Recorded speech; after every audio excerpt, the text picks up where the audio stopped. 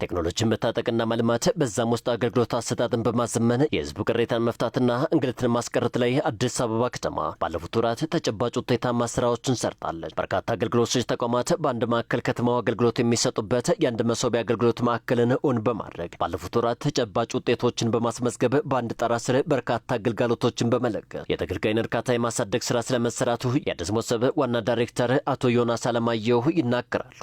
መሶብ የኢትዮጵያ የአንድ ማዕከል አገልግሎት አዲስ ሐሳብ በሀገር ውስጥ የተጸነሰ እንደመሆኑ መጠን አዳብረን እንደ አዲስ አበባ ደግሞ አስፍተን ሌሎች ሀገራትን ተሞክሮ እንዲወስዱ ማድረግ የሚያስችል አቅም እየፈጠርን ነው።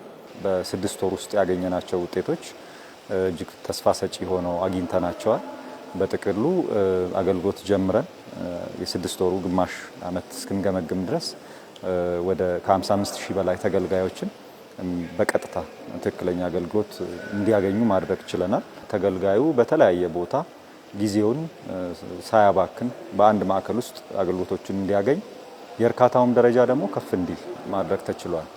በቀጣይም አንድ መሶብ ማዕከላትን ማብዛት አገልግሎት አሰጣጥን በቴክኖሎጂ የላቀ በማድረግ በአዲስ አበባ ከተማ መዘመለክ የተሳለጠ አገልግሎት አሰጣጥን ለማድረግም በትኩረት እየተሰራ መሆኑን አቶ ዮናስ ተናግረዋል። እንደ አዲስ አበባ ደግሞ በአንድ ቢሮ ላይ ተወሰነን ብቻ ሳይሆን መሶብን ተንቀሳቅሰንም ጭምር አገልግሎት መስጠት መጀመር አለብን ብለን አስበናል። ሌላው ዓለም ላይ በጣም ቀላል ነው። ተንቀሳቃሽ የመሶብ አገልግሎትን ለመጀመርም ሐሳብ ይዘን እየሰራን ያለ ነው። በቀሪ ወራት እነዚህ ስራዎች ጨምረን ቀሪ ቅርንጫፎችን ከፍተን የተደራጀ የሰፋ በአገልግሎት ቁጥሩም ደግሞ ትንሽ ህብረተሰቡ የሚንገላታባቸውንም ተቋማት ችግር የሚቀርፍ ሆኖ በቀጣይ ጥሩ ስራ ተሰርቶ የመጪ ቀሪ 6 ወራትን እንገመግማለን የሚል እምነት አለ።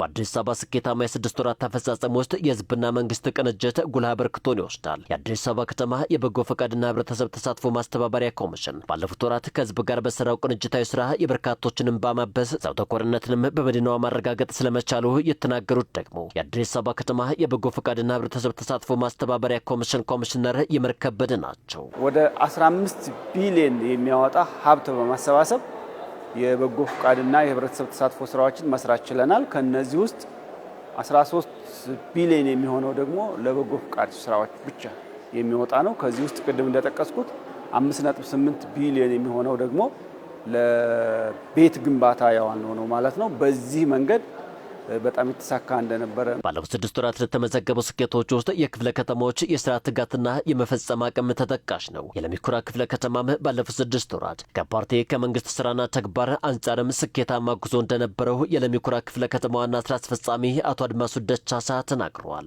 የ90 ቀናት እቅድ ወጥተው እዛ ውስጥ የተካተቱ እቅዶች እና የትኩረት ነጥቦችን ይዘን ስኬታማ በሆነ መልኩ ነው የፈጸምነው።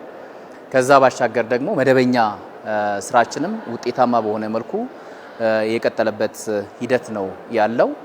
የአገልግሎት አሰጣጥ ላይ ከዚህ ቀደም ሲቀርቡ የነበሩ ቅሬታዎችን በእጅጉ የቀነስንበት፣ ህብረተሰባችን ጋር ተቀራርበን ብዙ ስራዎችን የሰራንበት ወቅት ነው ያለነው። የ6 ወራት አፈጻጸሙ ክፍተቶችን ለማረም እድል ጠንካራ ጎኖችንም ለማጠናከር መልካም አጋጣሚ የተፈጠረበት ስለመሆኑ የሚናገሩት አቶ አድማሱ በቀጣይም ለሁለንተናዊ ስኬት በትጋት ይሰራል ብለዋል። አመራሩ በዚህ ግምገማ የሰራውን ስራ በጥቅሉ እንዴት ማሳደግ ይኖርብኛል፣ ያልተሰሩ ስራዎችን ደግሞ እንዴት ይበልጥ መስራት አለብኝ የሚለውን ወኔ ሰንቆ እንዲወጣ ነው እየተወያየን ያለ ነው። ውይይታችንን በጥሩ መልኩ እየተከናወነ ይገኛል ማለት ነው። አገልግሎት አሰጣጥን ማላቅ ከመንግስትና ከፓርቲ አንጻር የሚጠበቁ ስራዎችን በንቃትና ትጋት መፈጸም፣ በዚህም የዓመቱን አፈጻጸም ግቡን የመታ ለማድረግ እንደሚሰሩም የስራ ኃላፊዎቹ ተናግረዋል።